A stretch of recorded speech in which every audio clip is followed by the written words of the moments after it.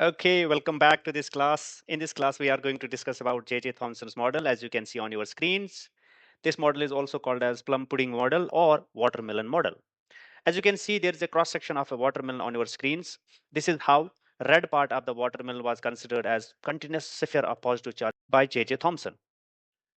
Okay, so in this continuous sphere of positive charge, so how is negative charge arranged or how is electron arranged? So electrons are arranged just like seeds of a watermelon, embedded in the positive charge, embedded in the sea of positive charge, or scattered here and there in the sea of positive charge. Just like this, look at this. Now, this positive charge is continuous. That red part of the watermelon is continuous. It doesn't have any break in between, or it's very continuous. Separate throughout the watermelon, or in the same way, separate throughout the atom. And these black dots, just like the seeds of watermelon, are considered as electrons embedded in the sea of positive charge.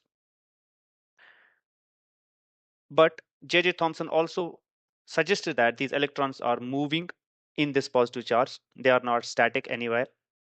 Let's understand what are the postulates or what are the main points of this model. The first point that J.J. Thomson described it is that electrons are embedded in the sea of positive charge. As you can see over here, these are negative charges. And they are embedded in the sea of positive charge. So I'm marking positive charge with white color.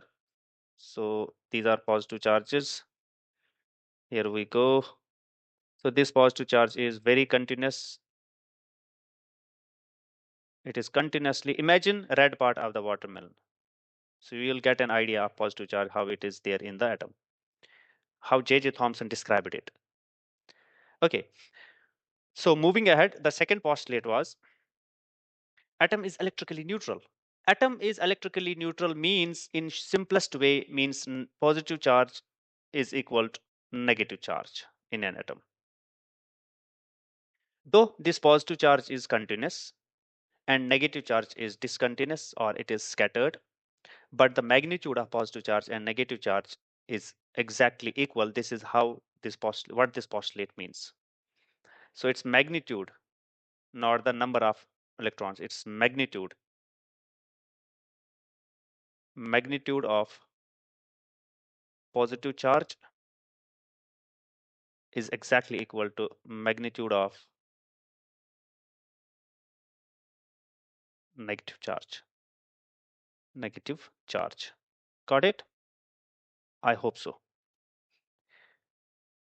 Okay, so moving ahead, the third one was mass of an atom is uniformly distributed. Okay, what does that mean? That means mass is not concentrated anywhere in the middle. So after this, many scientists came in and they designed experiments. Like most famous one is gold foil experiment or alpha particle scattering experiment. In that experiment, it was concluded that mass of an atom is not uniformly distributed, but it is located in the center somewhere, very in a very small volume at the center of the atom, and that thing was after that model, that thing was called as nucleus. So we will discuss that thing in the coming up classes.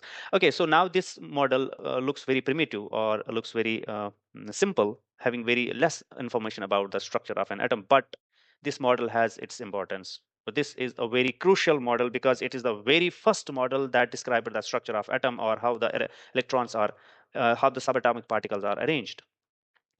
So this model paves a way for other scientists to further dig deep into the structure of atom. If we discuss some importance of this model, that it is the very first step in understanding atomic structure, we can say.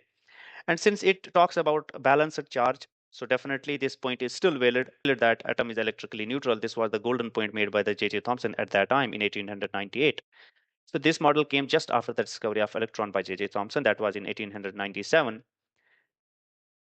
And this model is a gateway for new research and experimental methods. Further, it also inspires many scientists for lateral discoveries, like Ernest Rutherford and Bohr. So all the further experimentation is just based on this model, because this model is the gateway, we can say, to further broad research or further broad understanding of the structure of atom.